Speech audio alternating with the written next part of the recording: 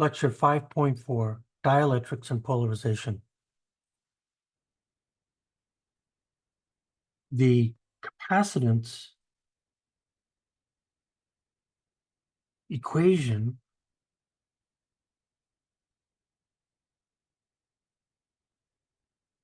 is written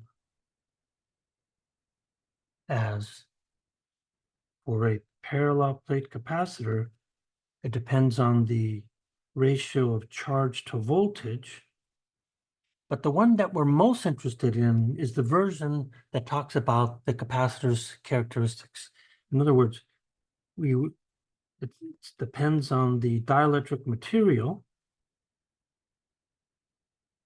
What we talk about is permittivity. And then, of course, it talks about its geometry. And the geometry that we care about is just the area divided by the plate separation. This right here is the characteristics of the capacitor. And you can see here that this relationship is dependent upon this permittivity. So let's focus on this. So our focus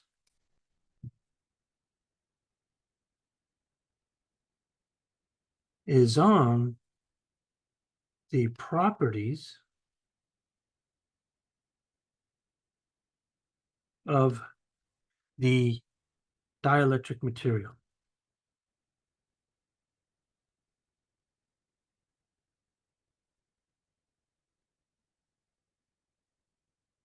Which means we have to deal with epsilon, which is the permittivity of a material. So the permittivity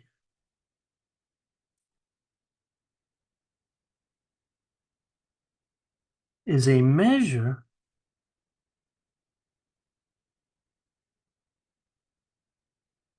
of the electric how do I say this? Polarizability of a material. And then, of course, the only material we care about is dielectric. In simpler language,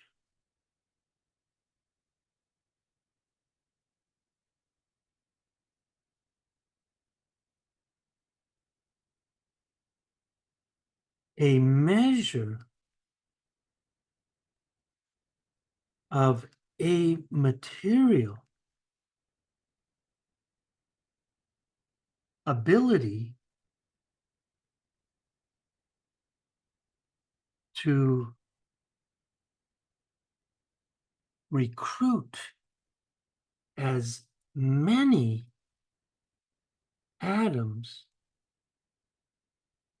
to get polarized.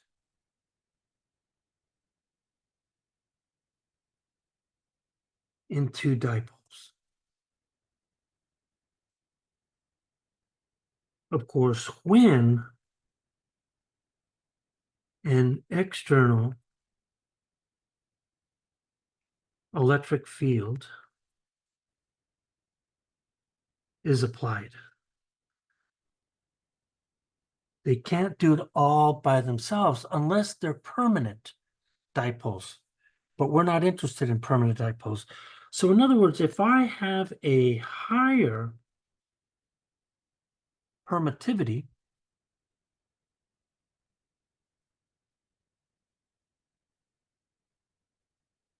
that's large, then that means more atoms are polarized in response to a electric field.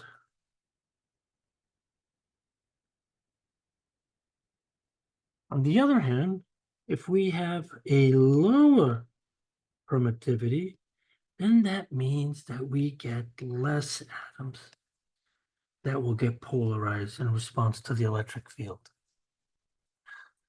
So now let's look at how we define this thing here. So the permittivity is defined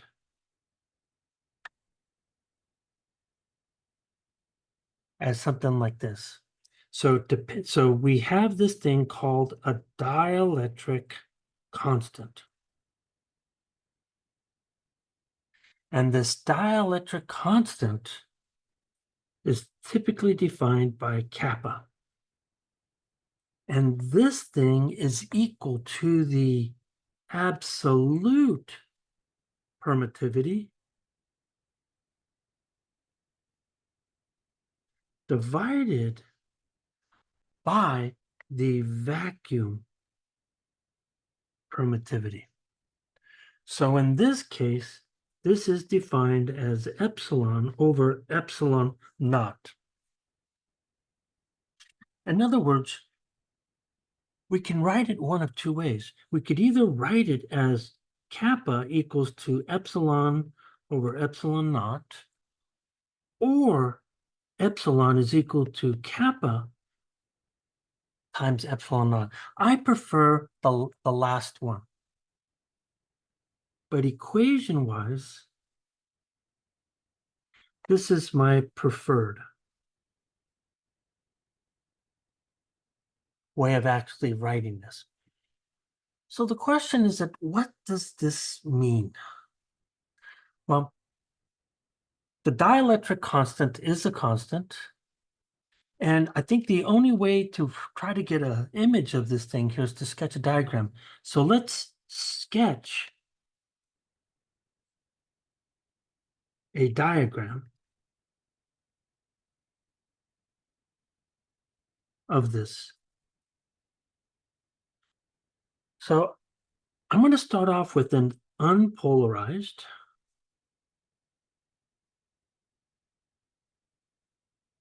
And what I'm going to do is that I'm going to set up a plate.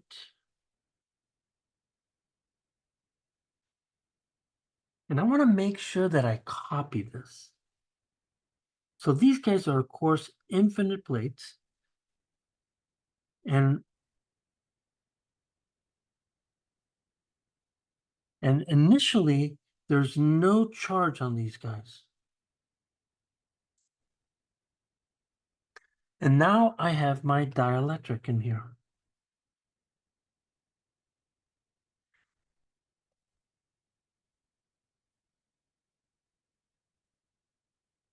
So in my dielectric, let me make a copy of this. And I actually want to make 2 more copies of this to give you a sense of what I'm talking about.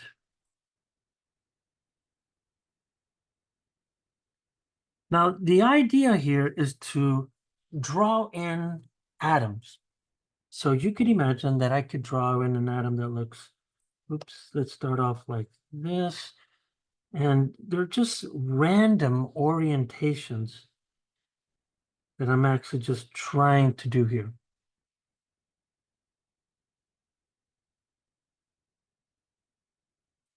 And so if these are unpolarized, then that means that I have random orientations of these charges.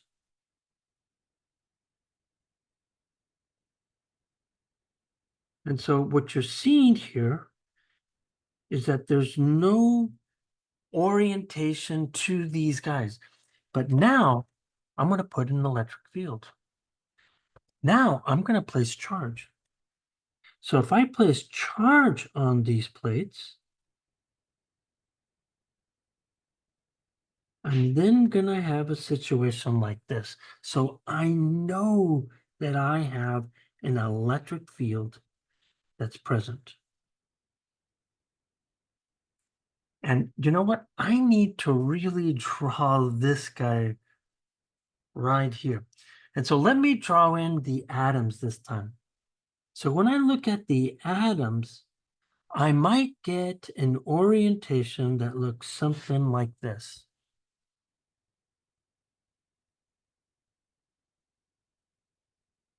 So let's say that that's my orientation. So if I look at this, I do get most of the atoms sort of like polarized in one direction. So you're seeing here that it's not so random anymore. Most of them are pointing down. Maybe I should put another one here to just try to increase the number of atoms that got polarized. But now if I do the exact same thing again,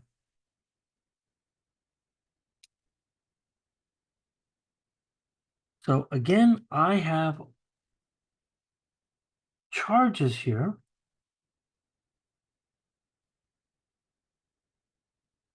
And so what I'm seeing here is that if I can get all of the atoms to line up something like this,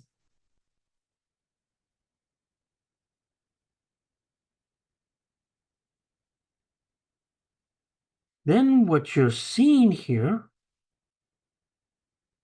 is that in this case, if I have 0, then if it's unpolarized, I have 0 alignment.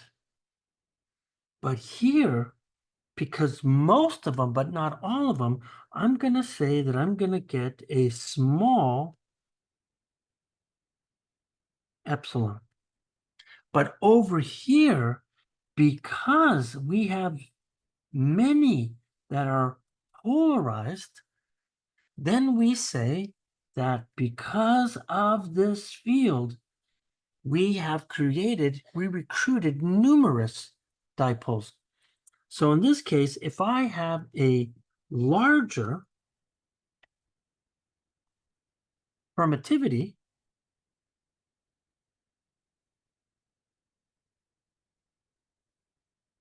that implies that I have more atoms form dipoles / polarization. If I have a smaller permittivity constant, then that material then has less atoms that are going to form dipoles.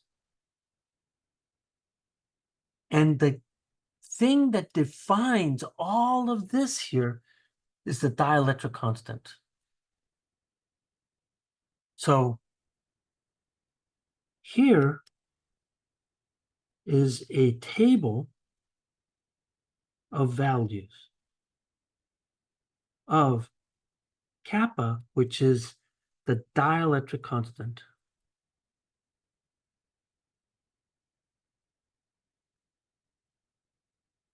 So if I type this in here, what you're seeing here is that this guy right here, this is our dielectric constant. And a couple of interesting things to note here is that note that these two are very, very, very close. So typically we say that the epsilon of vacuum almost inevitably is the same that of air, unless you need more sig figs. Another one that's really surprising is that look at water. It turns out that water has a huge permittivity, right? It has a huge dielectric constant. And another really important one that shows up a lot is glass. So these guys are important. Now, just as an aside, I want to share one thing with you.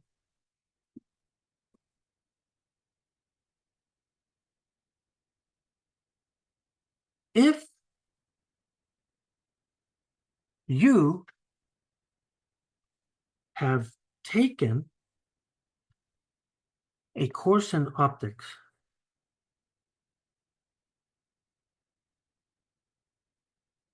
or know of it, then you've studied light refraction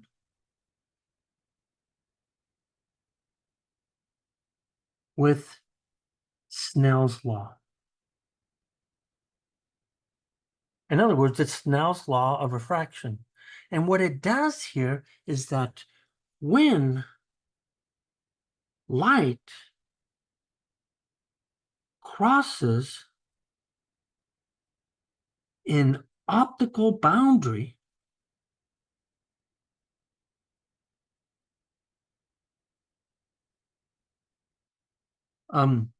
between two transparent mediums,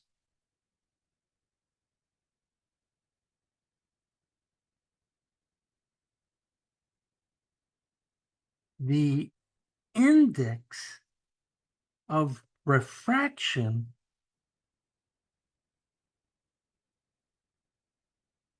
plays a huge role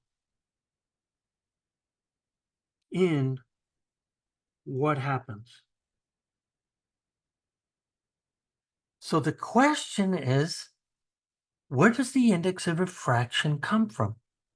So the origin of the index of refraction is defined as, so then we say that the index of refraction, and it turns out to be squared. So we typically define the index of refraction of n, but this is actually the ratio between these two permittivity values. And you could see here is that this is the permittivity of a dielectric optical medium. And in this case, it doesn't have to be this way. This here is then just that for air. So this is reference to air or vacuum. But this is where the index of refraction comes from. And we're looking at this because light is about how light polarizes the material. That's what causes the index of refraction. Okay, so coming back to the capacitor now.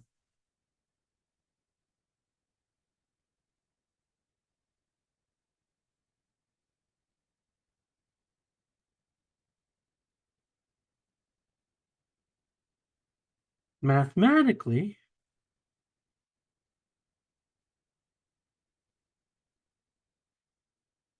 we compare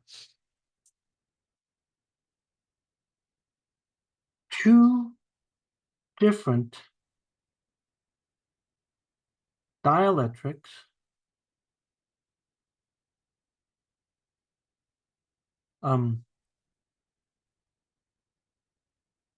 and here we go. So when I say two dielectrics, remember that means two different permittivity constants. So if I look at the first one here, I have this. So if I'm looking at this guy, I'm seeing this. So you could imagine that I have this guy right here. Let me make a copy of this. And then we'll place this guy right here. And in this second case, we're actually going to put in a dielectric in here.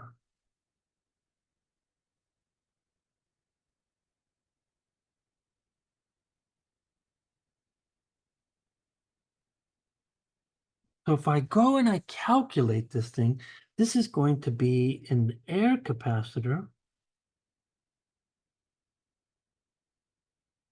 And this is going to be a dielectric capacitor.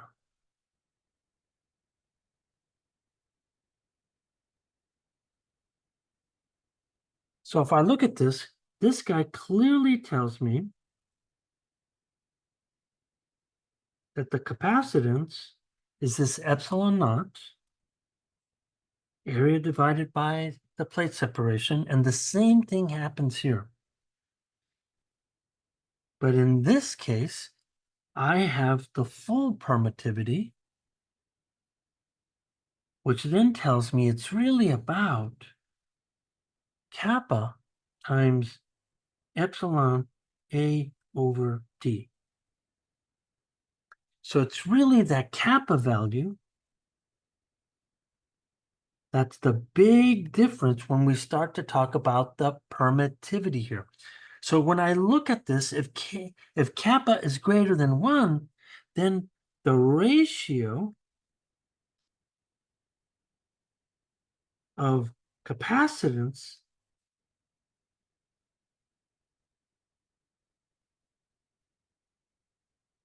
shows that if the capacitance of a dielectric divided by the capacitance of that of air or vacuum, that this guy is equal to kappa, the dielectric constant, which is greater than 1.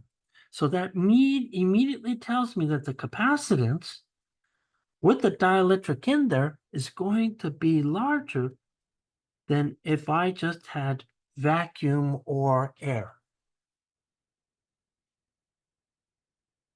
So now that we're talking about capacitance, what this is really telling me is it's telling me this. So if I have a larger permittivity,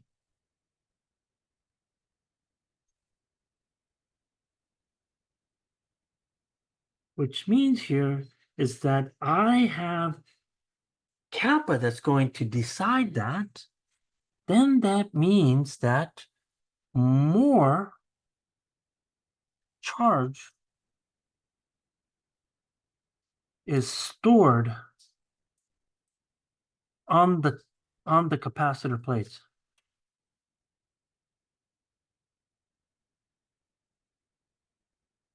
If I have a smaller permittivity, then that just means that kappa has to be small. I'm going to have less charge that's stored on the plates. Frankly, this is a mathematical and definitely not a physics one. This is not a mathematics course. This is a physics course. So then we have to ask the question one more time.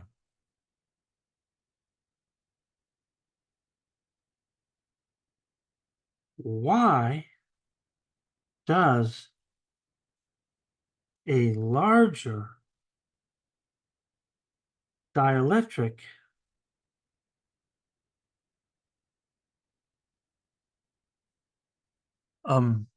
store more charge?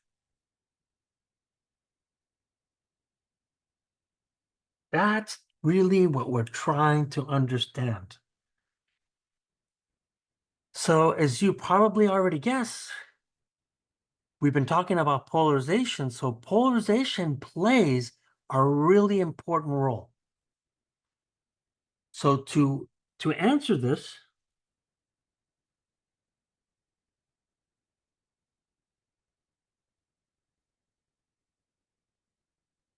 consider two situations.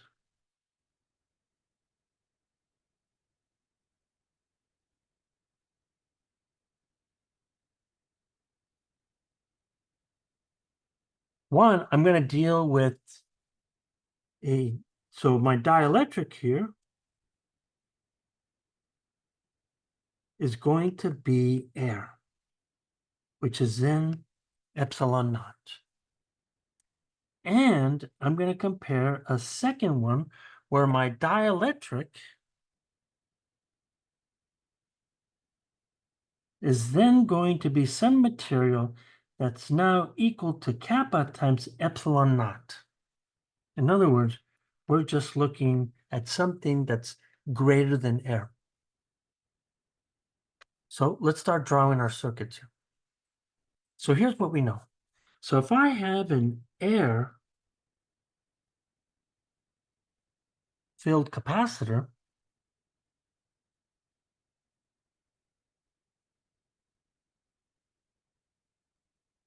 what does that mean?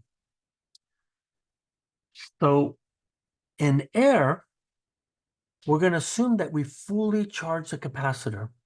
We know when a capacitor is fully charged when its current is 0. So in air capacitor is fully charged,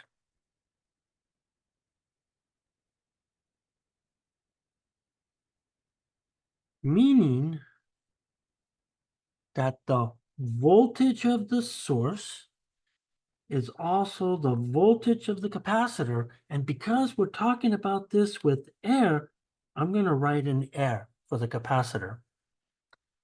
So an air capacitor is fully charged means, not means, means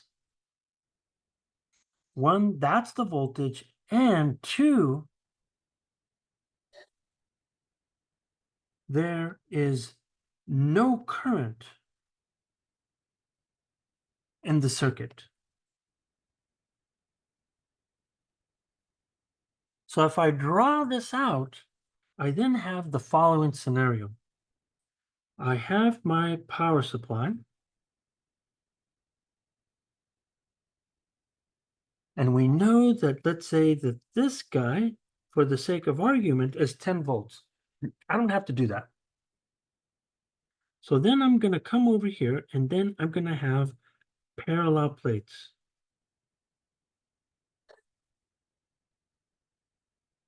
And everything is going to be measured relative to the ground here, which is labeled at 0 volts. So if it's fully charged, then we know that the current here has to be 0. And that means I have come in here and I have stored charged. So when I look at this number here, if I have a 10-volt source, I'm going to say that the voltage of this capacitor, which is now going to be the voltage in the air, for air and as a dielectric, then that's going to be 10 volts. So that means right here, I have max charge. And that max charge, I'm going to call Q max or just Q air. That's the maximum charge that I'm going to get. Now, when I go to look at the electric field here, here's what I'm seeing. I have my capacitor here. And of course, I have my wire. So no charge is coming in. So what I'm showing here is that I have 4 positive charges, 4 negative charges, and that tells me that I now have an electric field in air. And so when I go and I write that electric field, assuming that this guy has a separation of little d here, we could then say that the electric field in air is then going to be the voltage in air divided by little d. Now let's go to the other one. And so what I'm going to do is that I want this guy right here. This is what I want.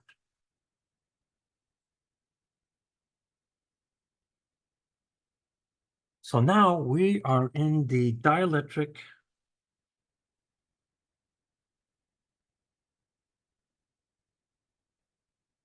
filled capacitor.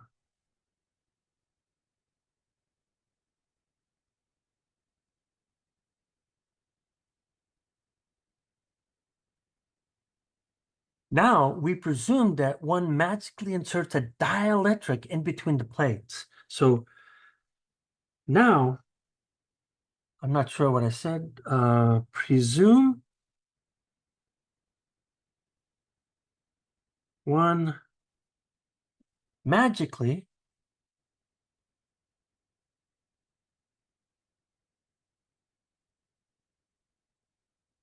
inserts a dielectric.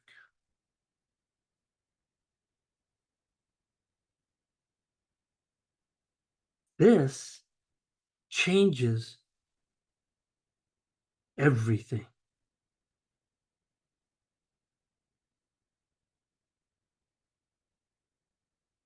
And the reason why is polarization. The polarization of the dielectric causes a decrease. So the polarization of the dielectric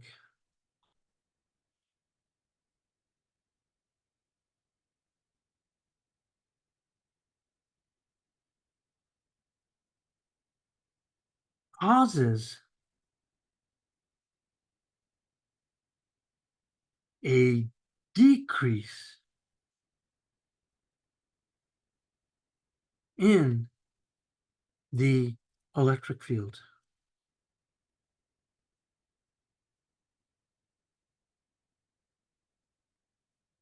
Since a smaller second opposing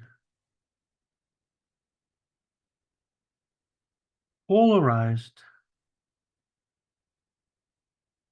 electric field is created. So if I stick this guy back into here, we saw here with our plates that we had an electric field produced by the plates. So this is going to be the electric field produced with no charges in there. But now what you're seeing here is that there's going to be a smaller polarized field that goes in the opposite direction. So if, because of superposition, this tells me here that now I'm going to have a smaller electric field in between the plates. In other words, what we're saying here is that if I look at the electric field of the capacitor,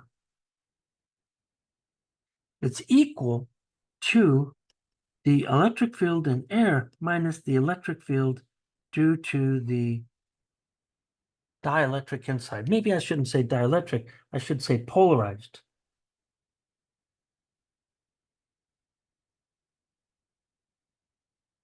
So what that does here is that we can clearly see that that decreases the field. This has the effect of decreasing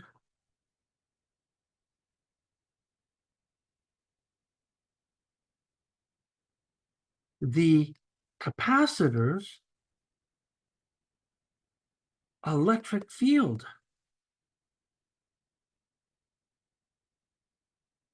which in turn also decreases the voltage.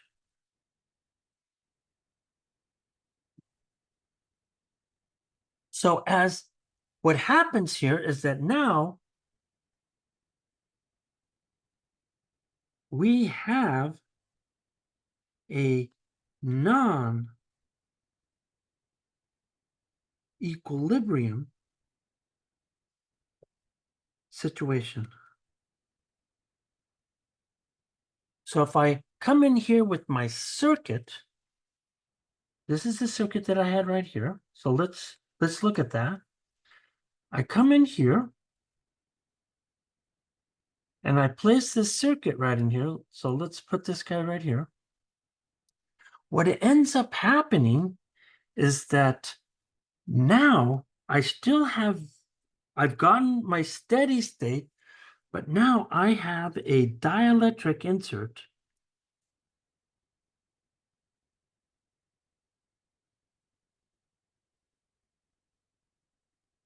And what happens is that all of a sudden, this guy with the dielectric is not 10 volts anymore. So if I now have a dielectric insert, let's say for the sake of argument, it dropped to 4 volts, but now I slid in this dielectric here. You can see here that this guy right here is smaller than 10 volts. So all of a sudden, I now get current flow to start occurring. So current starts moving, and right here, you'll see here is that in this situation, I would say that right here, I'm going to have less charge. But as soon as the current starts flowing, I'm going to have more charge that gets built up on the plates here. So then we start to look at what starts to happen here. So once the circuit has established a second equilibrium,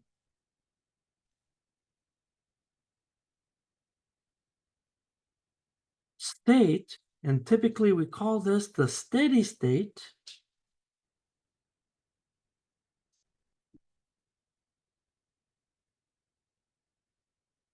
the capacitor has more stored charge.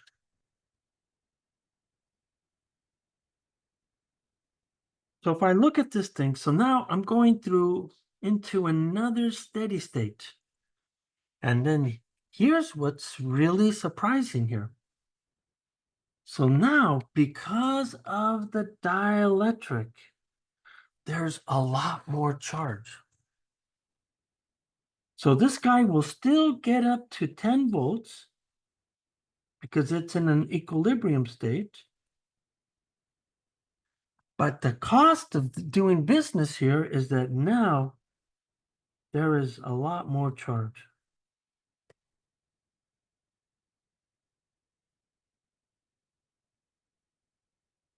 So now what we find here is that finally it started off at 4 volts. It now reaches a steady state value of 10 volts right there. So to sum up what we're saying here is we're really saying this.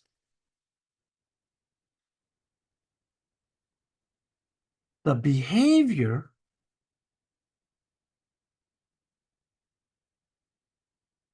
of polarizing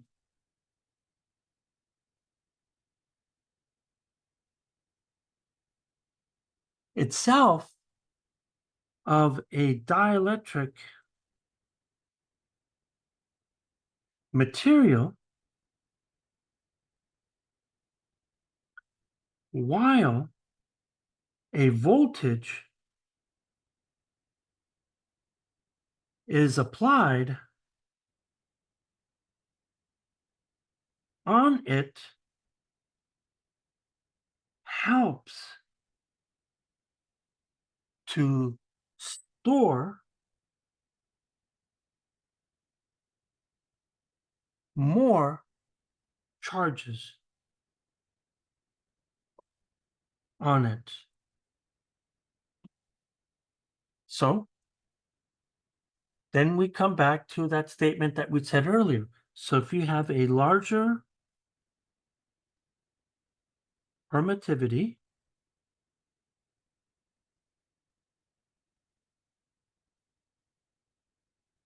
then what you're going to get here is that you're going to have a larger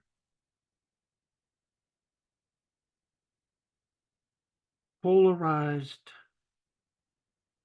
field, which then reduces it even more so.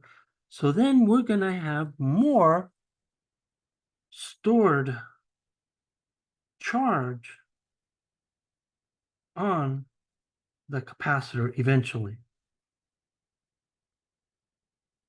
And again, I could say smaller, which is just the opposite. So then I'm going to get a smaller polarized field, which then means I'm going to get less charge stored on the capacitor. So from what we said before, if I have some dielectric, that this guy is greater than the one in vacuum, and what we're seeing here is that we're seeing that this guy just stores more charge. Why does it store more charge? Because there's this polarized field that's larger. This guy stores less charge. So before we finished here, I wanted to go in and I wanted to show you one applet. So let me go in and do a new share. And what you're looking at is you're looking at this situation here, where I have a plate separation and a plate area that's going to be the same. And you could see that the voltage is going to be at 1.5 volts. So the thing that you want to pay attention to here is that look at the field density, look at the number of charges that you could see on the plate. So it looks like there's 4, so there's 1, 2, 3, 4. That looks like 14 charges. And so when I look at the capacitance, it's 0.89 times 10 to the negative 13. So now what I want to do here is that I want to go to a dielectric. So if I go to a dielectric, I inserted a dielectric. Look at the number of charges. There's a lot more charges. And as a consequence, it turns out that the capacitance is smaller, even though I have more charge. Now, if I was to go in and make copies of this, here's what we would see here. So I'm just grabbing a screenshot of these. So let me go and do a new share. So if I paste these guys in here, and I just compare them,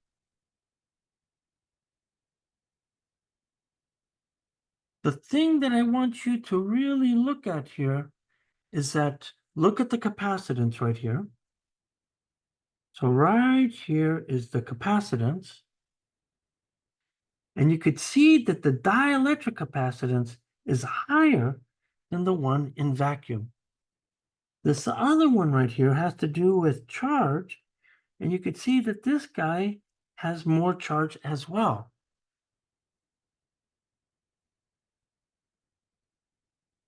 And that's what the dielectric looks like visually.